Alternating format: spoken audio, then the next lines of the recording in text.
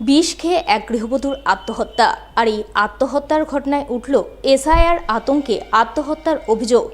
এমনই অভিযোগকে ঘিরে শোরগোল পড়ল পুরাতন মালদা ব্লকের মঙ্গলবাড়ি অঞ্চলের কামঞ্চা গ্রামে। জানা গেছে কামঞ্চা গ্রামের বছর 36-এর গৃহবধূ বানতি রাজবংশী গত মঙ্গলবার বাড়িতেই বিষ খান। এরপর সঙ্গে সঙ্গে তাকে পরিবারের লোকজনেরা মালদা মেডিকেল কলেজ হাসপাতালে ভর্তি করেন। সেখানে দুদিন চিকিৎসাধীন থাকার পর শুক্রবার সকালে তার মৃত্যু হয়। আর এই মৃত্যুর ঘটনায় এসআইআর আতঙ্কে বিষ খেয়ে আত্মহত্যার অভিযোগ তোলেন মৃতার স্বামী। তার অভিযোগ, বানতি তার মায়ের গর্ভে থাকাকালীন তার বাবার মৃত্যু হয়েছিল। বাবার মৃত্যুর বছর 3-এর মধ্যে তার মা মারা যায়। তাই বানতির জন্ম শংসাপত্র সহ তার বাবা মায়ের কোনো নথি ছিল না তার কাছে।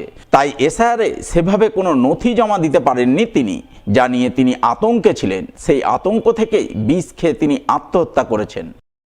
অভিযোগ বলতে এসআইআর নিয়ে আতঙ্ক ছিল। ব্যাপার হচ্ছে, ও যখন জন্ম হওয়ার আগে ওর বাবা মারা যায়। তারপর ওর জন্ম হওয়ার 3 বছর পর মা মারা যায় বলে ওর কোনো ডকুমেন্টস ছিল না সেইভাবে। ওর বাবার মৃত্যু সার্টিফিকেট বা ওর বাবার ভোটার কার্ড, আধার কার্ড, এগুলো কিছুই ছিল না। এর মধ্যে এখন এসআইআর ফর্ম ফিল আপ নিয়ে খুবই টেনশনের মধ্যে ছিল। আর ওই টেনশনের মধ্যেই এটা ঘটনাটা হয়ে গেছে। বিষ খেয়ে বিষ খায় গত মঙ্গলবারে। না, ডকুমেন্ট ছিল না ওর বাবা মা।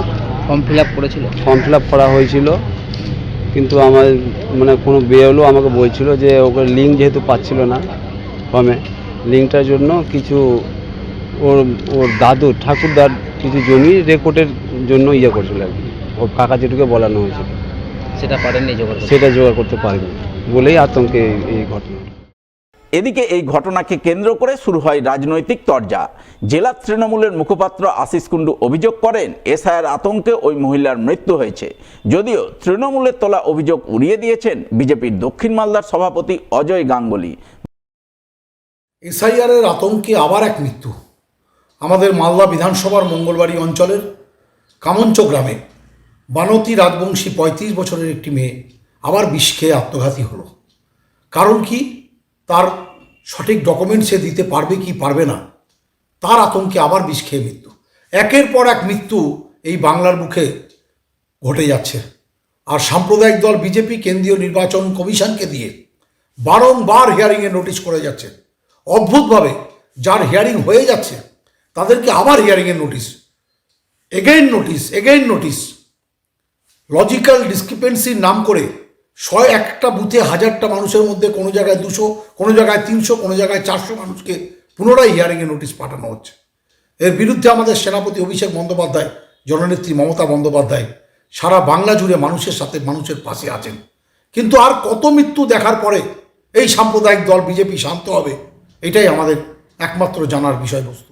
স্বাভাবিক, তৃণমূল কংগ্রেসের এত চাপ আছে এসআইআর, যারা মারা গেছে তাদের নাম বাদ দিতে দেবে না, যাদের ঠিকানাতে নাই তাদেরকে বাদ দিতে দিবে না, যাদের 80 বছর উপরে নাম নাই তাদেরকে বাদ দিতে দেবে না। এই জাতীয় পেশার তৃণমূলের এত আছে, এবং সেটা তৃণমূলের ছোট বড় মেজো সেজো সব নেতাই দিচ্ছে। প্রতিদিন ফোন করছে, বাধ্য হয়ে তারা মারা যাবে, মারা যাওয়ার ব্যবস্থা পাচ্ছে না, ফাঁসিতে হলে ফাঁসি ছুটিয়ে দিচ্ছে, সেই জন্য এরকম নানা রকম বিষ টিষ খেয়ে মারা যাচ্ছে। কী করবে? আর তৃণমূলের প্রেসারের জন্য গোটা ভারতবর্ষে 12টা রাজ্যে এসআইআর হচ্ছে, একজনও মারা যাচ্ছে না, আনন্দের সঙ্গে সব করছে।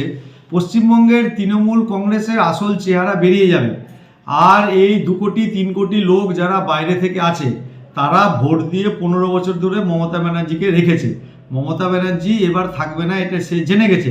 সেই জন্য এসআইআর যারা ঠিকঠাকভাবে করছে তাদেরকে করতে দিচ্ছে না। আমাদের কাছে খবর আছে যে বিষ খেয়ে মরেছে সে তৃণমূলই করে। তো তৃণমূলের লোকেই তৃণমূলের অত্যাচারে বিষ খেয়ে মরছে, এর চেয়ে দুর্ভাগ্য তো কিছু করার নাই। শুক্রবার রাত পোহালেই মালদায় আসছেন প্রধানমন্ত্রী নরেন্দ্র মোদী। আর ঠিক তার আগের রাতেই মালদায় বেআইনি আগ্নেয়াস্ত্র সহ এক যুবক ধরা পড়ল পুলিশের জালে। বৃহস্পতিবার গভীর রাতে ঘটনাটি ঘটেছে মালদার শামসি রেল স্টেশন সংলগ্ন এলাকায়। পুলিশ সূত্রে জানা গেছে, ধৃত যুবকের নাম উসমত রায়, বাড়ি মালদা শহরের ঝলঝলিয়া এলাকায়। বৃহস্পতিবার গভীর রাতে সে ঘাড়ে একটি ব্যাগ নিয়ে শামসি রেল স্টেশনের দিক থেকে আসছিল। ওই সময় টহলদারিতে থাকা শামসি ফাঁড়ির পুলিশ তাকে জিজ্ঞাসাবাদ করে। জিজ্ঞাসাবাদে সে সন্দেহজনক আচরণ করায় পুলিশ তার ব্যাগ খুলে তল্লাশি চালায়। আর সেই তল্লাশিতেই তার ব্যাগ থেকে 2টি পাইপ গান সহ 5 রাউন্ড কার্তুজ উদ্ধার হয়। এরপর পুলিশ তাকে গ্রেপ্তার করে। প্রাথমিক তদন্তে পুলিশের অনুমান, ধৃত যুবক ভিন রাজ্য থেকে বেআইনি আগ্নেয়াস্ত্র নিয়ে মালদার কোনো প্রান্তে ছড়িয়ে দিত।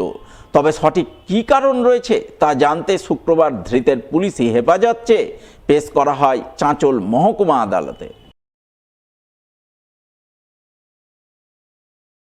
তৃণমূল পরিচালিত মালদার মানিকচক পঞ্চায়েত সমিতির 2026-27 আর্থিক বর্ষের পূর্ণাঙ্গ বাজেট সর্বসম্মতিক্রমে পাশ হয়ে গেল বৃহস্পতিবার।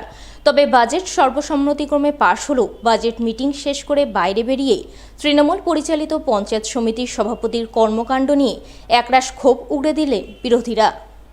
তারা উন্নয়নমূলক কাজ নিয়ে পঞ্চায়েত সমিতির সভাপতির বিরুদ্ধে বৈষম্যমূলক আচরণ করা, বিরোধীদের অন্ধকারে রেখে কাজকর্ম পরিচালনা করা, পঞ্চায়েত সমিতির নিজস্ব ফান্ডের অপব্যবহার ইত্যাদি নানান অভিযোগ তুলে সরব হন।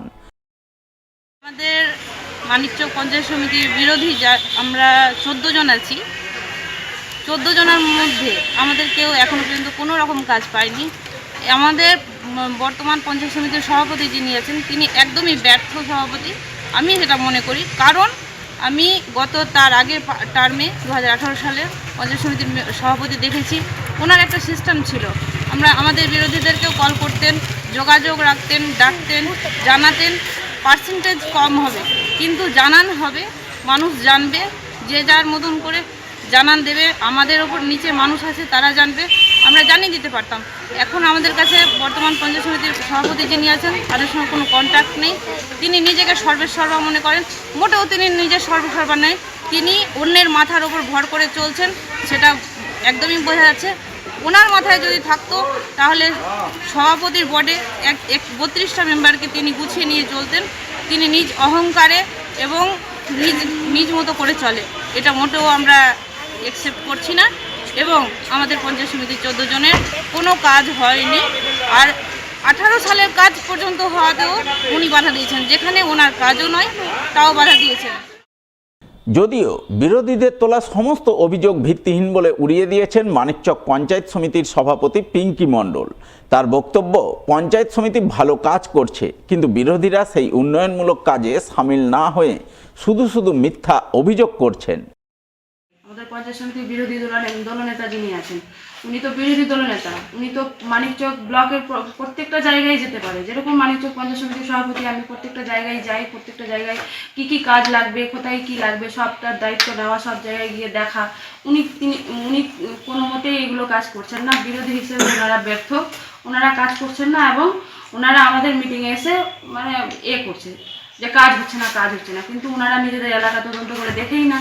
কারণ আমাদের পাড়া আমাদের সমাধানের ক্যাম্পের মাধ্যমে আমরা যেগুলো প্রকল্প পেয়েছিলাম প্রত্যেকটা বুথে 10 লক্ষ টাকা করে কাজ হয়েছে।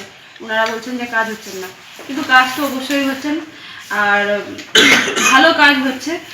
ওনাদের অভিযোগ করার মানে অভ্যাস আছে আর কি, অভিযোগ করছেন, ওনারা করবেন, এইভাবেই করতে থাকবেন। আমাদের কাজ আছে, আমরা অবশ্যই কাজগুলো করব।